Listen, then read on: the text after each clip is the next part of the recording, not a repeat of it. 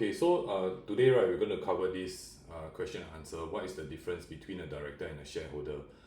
So I've had some clients, right, who come up to me, right, then when they're starting the company, then they're not quite certain what is the difference between becoming a director and a shareholder. So actually, the difference is quite clear if you have been dealing with companies, or if you are very familiar with being a shareholder in terms of like investing in stocks on the stock market. Okay, but let me just explain. Okay, so the difference between a director and shareholder, right, is that the director is an executive appointment.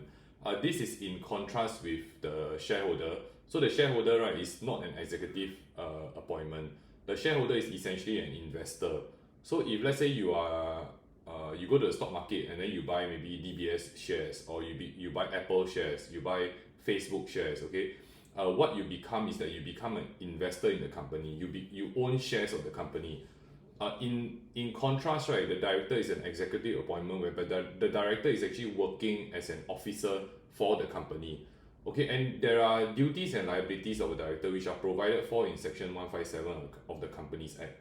So if you just Google search, right, like the Companies Act on Google, then you'll be able to search and you'll be able to find the Companies Act Singapore. Okay, so this the Companies Act 1967. That was the year that the act was enacted. But yeah, so you're supposed to see the Companies Act 1967, and then you click, right, you can go to section 157. And 157 spells out the duties and liabilities of officers. And essentially, right, the director's duties and liabilities, right, is enshrined in this section. Specifically, right, for the director alone, 157 subsection 1, right, states that the director must at all times act honestly and use reasonable diligence in the discharge of his or her duties of his or her office. Okay, so basically what happens is that the director is supposed to act honestly. So if let's say a director is dishonest in the sense that the director is using the company's money to profit himself or herself privately, separately, then that would be dishonesty. So if there's fraud involved, this is in contravention of Section 157 of the Companies Act. Then to use reasonable diligence, right, what is reasonable diligence? Essentially, reasonableness is an objective test. What happens is that if you were to put a reasonable director in this director's position, would this director have done his duties in that manner? So in most cases, right, what we tell the directors is that you being the director, right, you need to make sure that the company minimally has fulfilled all its statutory requirements, which means that annual return filings have to be cleared, income taxes, corporate taxes have to be filed, and these are what we call reasonable diligence that every director needs to have. Okay, so it doesn't really matter, right, whether the company is very big or the company is very small.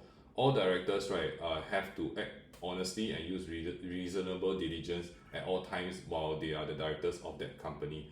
So we actually have clients that come to us and say that, oh, my company is not very big. Every year our revenue is only like 100,000 Singapore dollars. So is it okay if we don't do annual return filing? The clear answer is that no. Okay, you have to. The company has to do annual return filing, and the director is responsible for this annual return filing because of Section 157 subsection 1. Okay, at the same time, right, an officer or agent of the company, right, must not make improper use of his or her position as an officer or agent of the company.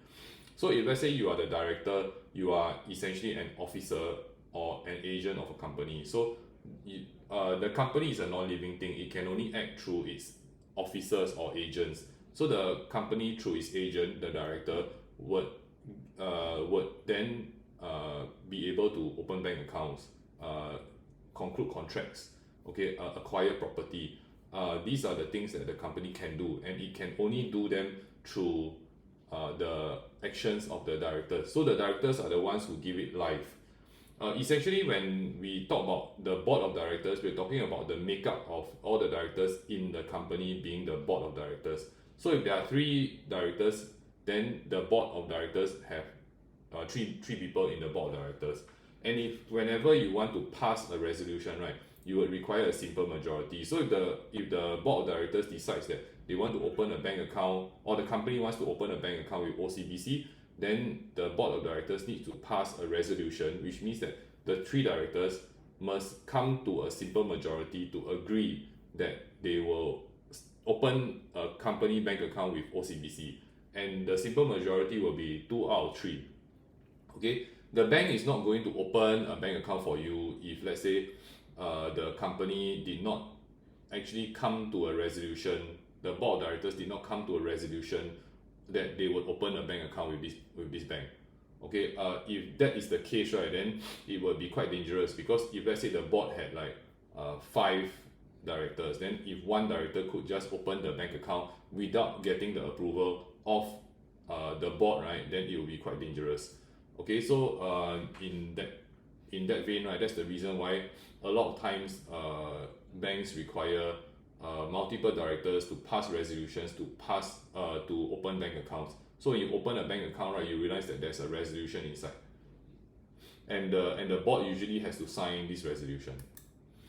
Okay, so the power of the directors, right, is also enshrined in the Companies Act. Is in section 157A, and then essentially the business of the company is supposed to be managed or under direction or supervision of the director. So basically this goes back to what I was mentioning, that the company is a non-living thing and the company can only act through its directors. Okay, so it's the business of the company, right, is managed by or under the direction or supervision of these directors. So the directors give the company, which is a non-living thing, life.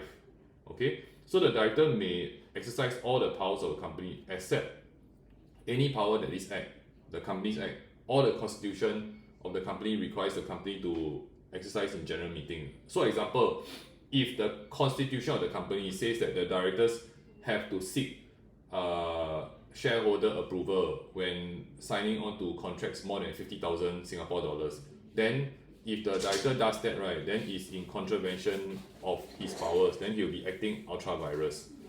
Okay, so then next, right, we talk about shareholders. So shareholders, in effect, right, they are the owners of the company.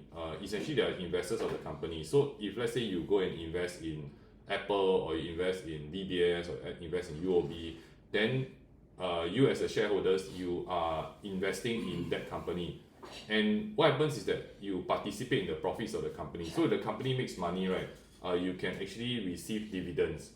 Okay, then the shareholders influence the makeup of the board, which means that the appointment of director is a shareholder power. So the shareholder can, through their resolutions, right, influence the board of the company. So a lot of times they say, oh, I'm a director, can I pull my other friend to become a director of the company? You can't.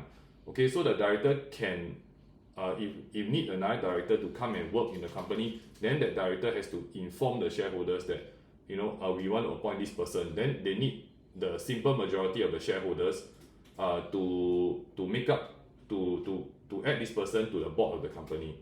Okay, so that's the difference between a director and a shareholder. Essentially, director is the working personnel of the company, and the shareholder, right, is an investor of the company. Okay, so please don't mix up the two, because whenever you incorporate, right, every company needs to have at least one director, local director, and at least one shareholder. So sometimes the shareholder and the directors are the same person. That one we understand. But when you are wearing the hat of a director or a shareholder, right, it's essentially different. So it's important that everyone knows what's the difference between a director and a shareholder, and I hope this video actually covers most of the points. Okay, so if you need any corporate secretarial work done or advice, then you can always contact us. These are our websites, and then you can email us at hello@rafflescorporateservices.com. Okay, so that's all. See you in the next video.